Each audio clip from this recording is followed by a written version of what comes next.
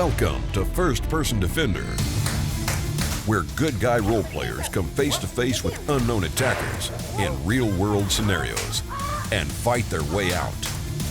Each episode of First Person Defender features a situation straight out of real life. Call the police! I've got a gun! This is First Person Defender. In this episode of First Person Defender, Lyle gets more than he expected when meeting with a local property manager. My name is Lyle. I'm from St. Louis, Missouri. I flip houses, so my work involves going into a lot of empty houses. Sometimes you might come across somebody that's squatting or somebody with bad intentions. Lyle's an interesting subject for this scenario. He is a really big guy. He carries a gun. He just started carrying a gun. And being 6'7" and huge, he's going to probably look scary enough to people as it is. They're going to wonder why he needs a gun.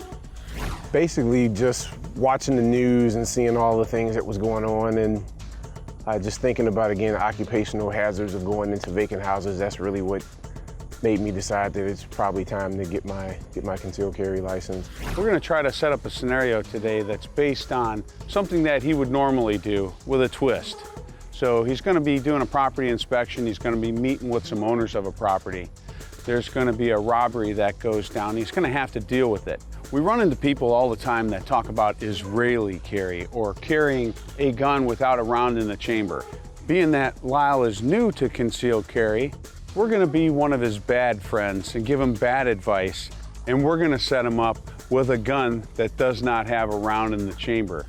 I think I'm in for a big surprise. Yeah, I've seen some of the episodes, just kind of hoping that I get a scenario that I can handle.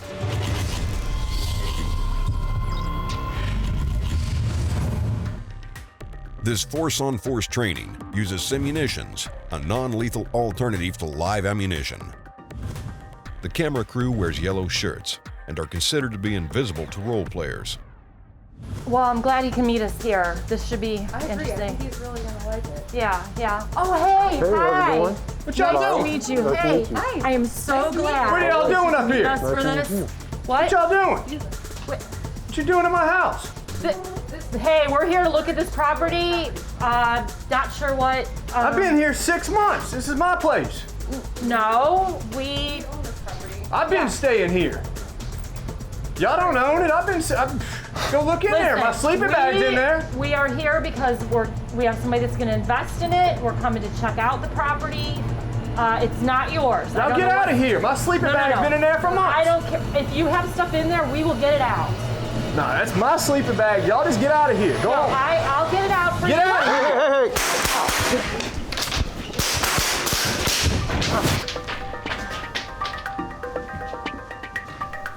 Index, index, index.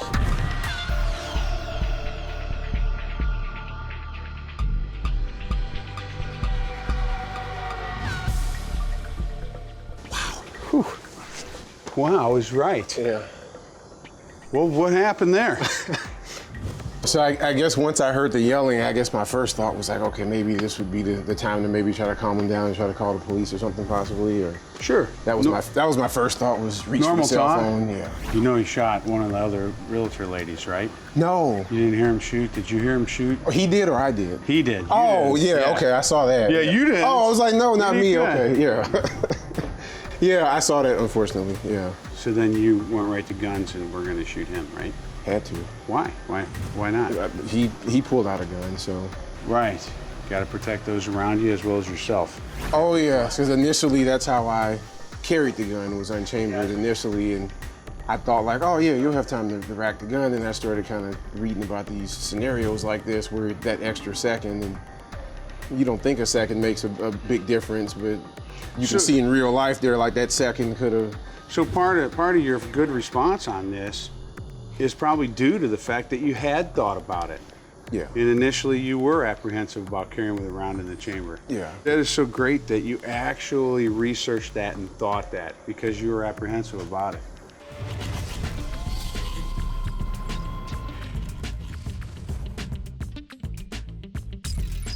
There's a couple things that stuck out in my mind when I picked up this Taurus Millennium G2.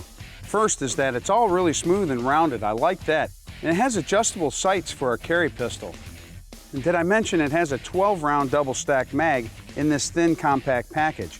But when I grabbed it and I picked it up, I could feel this little divot along the side where I could index my trigger finger when I'm not on it firing. Taurus Millennium G2.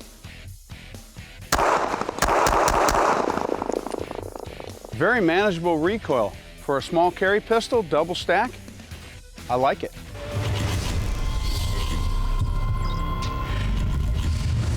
So I want to show you first about one-handed operations. And a lot of people don't think about things like this. So I've got the Sims gun that we had shot before, and it's clear and it's empty right now. Now, this Smith & Wesson M&P has the ramped style sight on the back. Well, a lot of people rely on that sight not being ramped so they can hook it on something to put it into battery. Well, what I've found is there's a couple other different ways we can do this. Now, one is I can put it against the surface, even my shoe, and I can run that front sight on my shoe. So I can take that front sight and I can press it like that and I can rack the gun. Now, we had a scenario where you had to actually chamber around, but when else might you need something like this? A jam situation, I guess. Yeah, you get a malfunction, you get an injured arm, you might have to operate your gun one-handed. Now, quite often when we get a malfunction, we've got to lock the slide to the rear. So I put my thumb against that slide lock lever, and I can use the ejection port. How neat is that? I can actually use the ejection port to run it into battery as well. I don't have to, if I don't have the physical strength or this is very slippery, all I've got to do is hook it on there. Now, could that be my belt, the holster? Could that be my shoe? Sure. Okay, so with one-handed shooting, now if we had the gun loaded properly with a round in the chamber, it would have been fine. You can grab onto my arm, just like she was holding on, and I could have drawn, you could have drawn and come out with that gun. She's pulling. I can do a couple different ways to shoot one-handed. What I want you to do is think about, I shoot one-handed the same way I would punch. When that gun comes out, I punch, and that's how I shoot. Grab onto my arm. You're gonna keep my arm out of this play. And this is the scenario, there's the bad guy, and I punch out, and I throw that gun out there. Just one hand, just like I would punch, and I get my shots. Now, it doesn't even matter if you're jerking me around, because as long as I can keep that laser on that cardboard, I'm still gonna get good hits. All right, I've got your arm. Oh my God, he's got a gun. Punch. God, he's got him. Put it back in the holster. Let's do it again. Oh my gosh, he's got a gun. He's got a gun. Punch. Get him. Follow him, stay with him, yeah. It's not really easy to move you, but even though I'm trying to jerk you around, it's not hard to keep that laser and those sights on that target and get a hit. Because I'm scared to death and I'm hiding behind you. As a matter of fact, you make a great shield. I like you like this big. All right? All right. But you, while this is all going on, oh God, no, don't let him get me. Here it goes one more time. Punch! First Person Defender is brought to you by Taurus, Crimson Trace, Ruger, and Liberty Safe.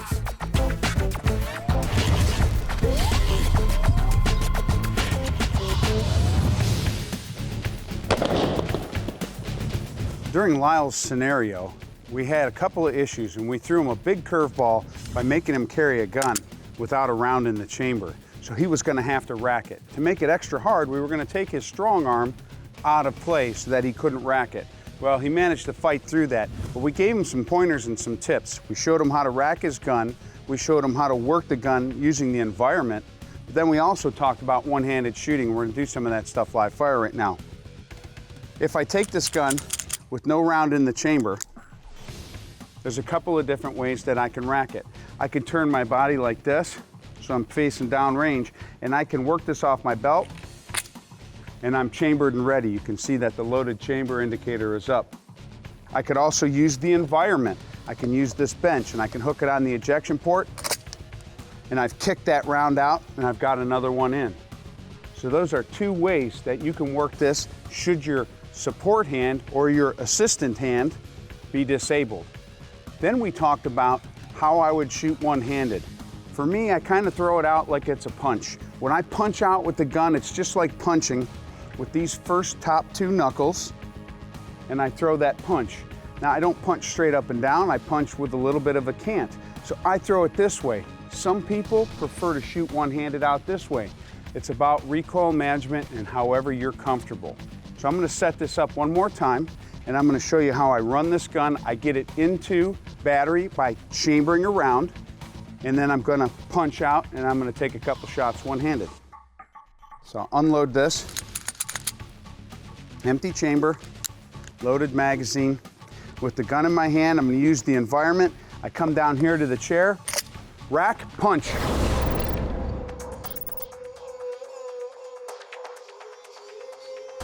Punch.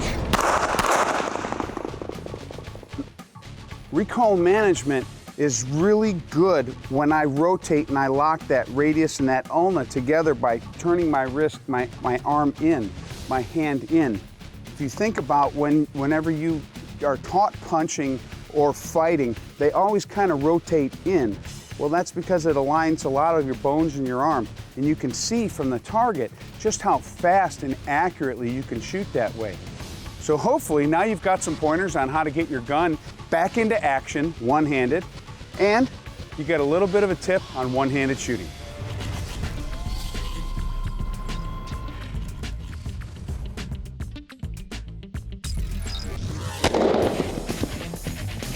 Springfield Armory's EMP Enhanced Micro Pistol is a really nice little carry gun in a 1911 package, if that's the kind of gun that you like. Not only is it 1911 style, but it's 9mm. Has some great features like an adjustable trigger. It doesn't have a barrel bushing, so it's all fitted. It's relatively snag-free.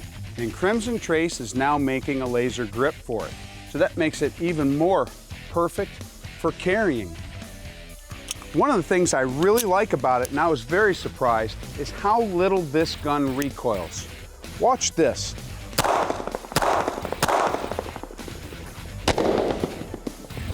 It's pretty accurate too. So there's a lot of reasons to like the EMP with the Crimson Trace laser grip.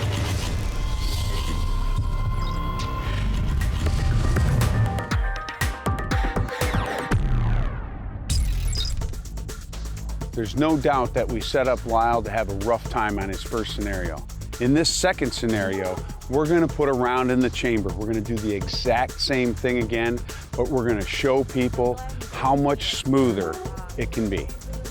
Yeah. So, hey, how you doing? Good to see you. Good to see you. All right. Hey! So wait, What are you doing over here? listen, Told you to stay out of here! listen. We told you you have to get out of our I told you next time you come here.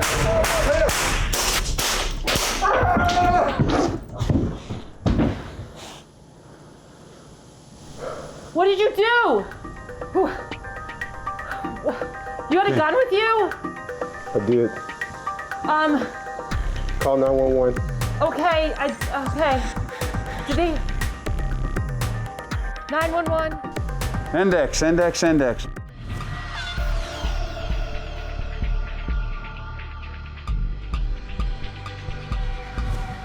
Holy cow, that was fast. Yeah, that was Different. a little different. Talk to me, what happened? What'd you see? What'd you experience?